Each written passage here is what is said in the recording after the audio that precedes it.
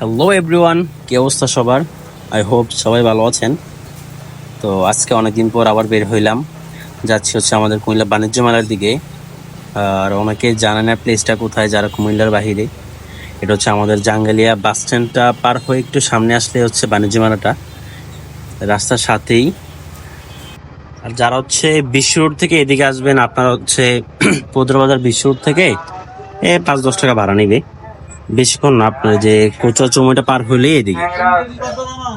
তো এখন হচ্ছে আমার পার্কে এদিকে পার্কিং করতে হবে, বাইকটা পার্কিং করে দেন হচ্ছে ভিতরে ঢুকতে হবে। অবশ্যই আবার আমার ভাইয়ের জন্য অপেক্ষা করতে হবে কিছুক্ষণ। তো ডাইন দিকে বাম দিকে মনে হয় জায়গা নাই, আমার ডান দিকে পার্কিং করতে হবে। হ্যাঁ, এদিকে তো আবার বালুতে পার্কিং করলে তো আবার পড়ে যাওয়ার সম্ভাবনা থাকবে স্টিং করলে। যাক, এদিকে রাখি এখন আপাতত। আবার হচ্ছে টোকেন নিতে হবে 20 টাকা দিয়ে। এখানে এখানে পার্কিং ফি আছে 20 টাকা বাইকের জন্য। So let's see. টিকিট নিতে হবে তো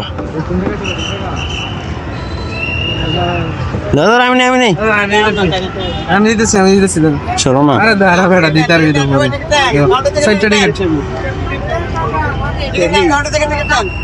দোকান দিয়ে আর বেশ ভালো ইচ্ছা কুপন টুপন আছে নাকি? ও মা, এই আছে তো, laptop, dinner set, table fan, rice cooker. চলো এই আসো। জি, এক বুড়ি স্বর্ণ।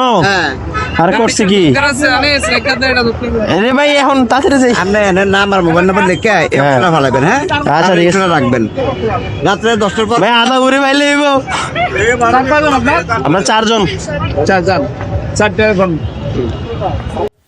বাই দ্য ওয়ে গাইস, কেউ ভুলেও এই টিকেটের ফাঁদে পড়বা না। আসলে এখানে একটা ভালো ব্যবসা চলতেছে এখন।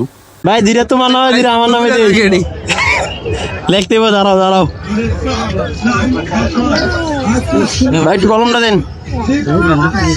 আচ্ছা, এখন আসলে আমি ব্যবসা কেন বললাম? ব্যবসা এই জন্যই বলছি কারণ রিসেন্টলি আমি দেখতেছি কুমিল্লার বিভিন্ন পয়েন্টে ওরা হিউজ পরিমাণ টিকিট সেল করতেছে।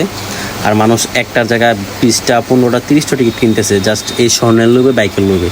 সো এটা কেউই করবেন না, এটা একটা আসলে খুব খারাপ দিক। আর যারা নিম্ন শ্রেণীর লোক তাদের জন্য তো খুবই খারাপ একটা দিক। সারাদিন আয় করানো 1000 টাকা এখানে এসে শেষ করে ফেলে। আর কেউ এটা ভুলো না যে লোভে পাপ, পাপে মৃত্যু, ঠিক আছে?